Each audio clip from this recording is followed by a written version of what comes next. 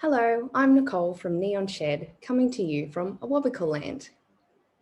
Today I'm talking about communicating to support mental health in the workplace. Last month, the Productivity Commission released the State of Mental Health report in Australia. Mental illness is the second largest contributor to years lived in ill health, and almost half of all Australians will experience mental illness at some point in their life. The most common mental illnesses are anxiety and depressive disorders. I've been supporting communications in the work health and safety industry for over a decade, and I've seen the damage poor communication and psychosocial hazards can have on individuals, teams, and organisations. I've also seen the change from physical injuries to psychological injuries during that time. But there's still a stigma around mental health. Because you can't see a mental illness or injury, there seems to be a belief that it isn't as real as a physical injury. But just like a broken leg, you can't just rub some dirt on a mental injury and suck it up. Now, perhaps this stigma and dismissing mental health for so long has caused more harm. It may have kept the issues swept under the rug and not allowed people to speak openly about it or get support. I've found that when people don't know what to do, they avoid the issue or put their foot in their mouth. I specialise in helping people to communicate the hard stuff and sharing things like this so that we can collectively do better. If we don't know what to do, and if we haven't learnt good practices through training or mentoring, how can we be expected to have the skills to support people or teach others? And if you were brought up in a society or a family or a workplace that have dismissed mental health issues, then that's what you learn. I'm here to help. Last month, I completed the mental health first aid training and will receive my certificate shortly. As I say, you're only as good as the tools in your belt, and this is a great tool to have. I'll give you an overview, but I highly recommend that if you're a leader, a manager, a parent, or someone who cares or deals with people, which is most of us, look into the mental health first aid certificate.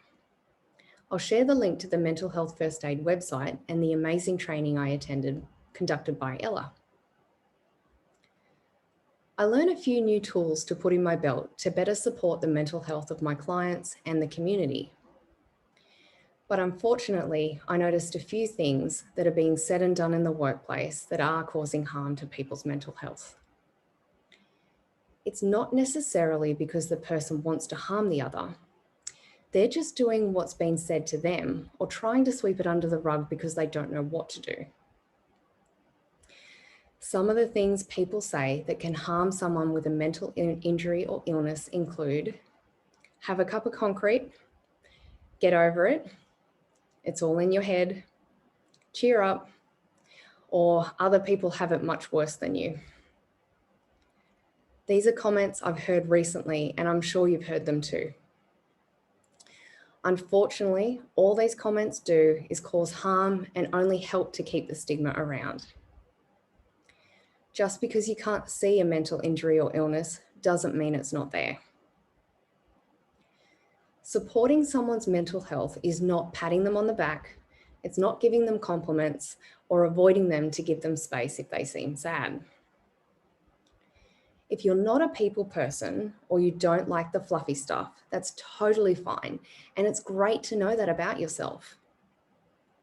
If this is the case though, make sure you don't cause further harm by saying these things, and perhaps avoid leadership positions where supporting people is a major responsibility.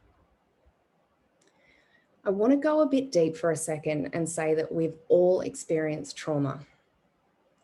Whether that's the death of a loved one, an injury or illness, an unexpected house or job move, bullying, natural disasters, stress, isolation, or a pandemic.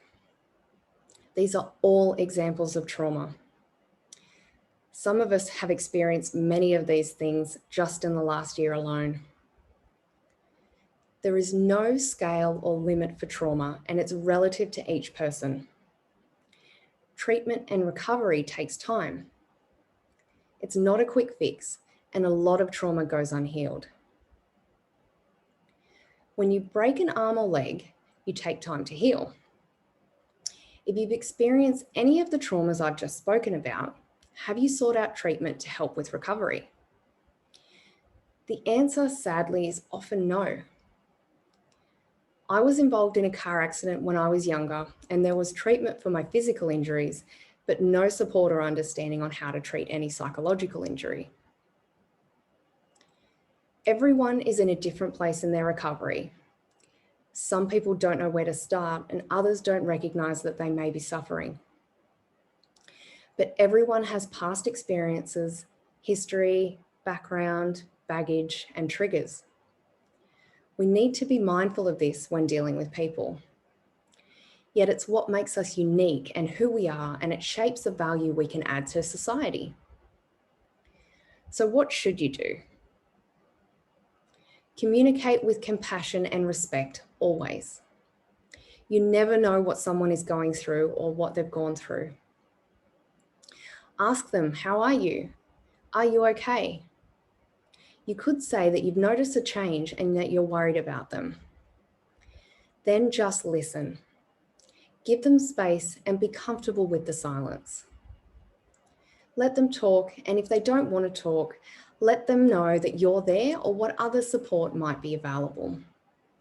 I'll share a few links that you can use.